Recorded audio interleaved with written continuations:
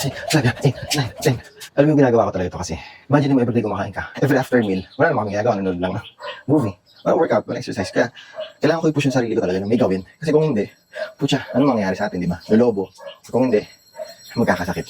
Kasi may resistensya. Yun yung pinaka-purpose ko lang talaga. Pero hindi lang siya basta-basta challenge na. Yung nag-challenge siya ng propane niya.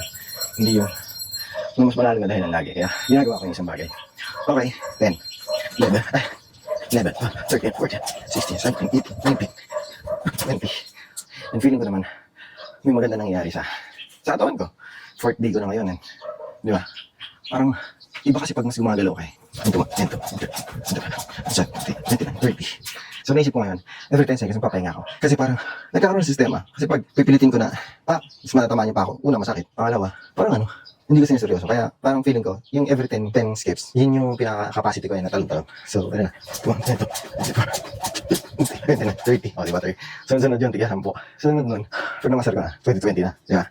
So, may progress. 31, 34, 30, 40. O, diba? Consistent yan. 4 na sunod-sunod, tiga 10. Nagagawa natin. Dati, siguro nag-start ako, tsamba-tsamba lang. 42, 50. O, diba? 50 na. 50, 60,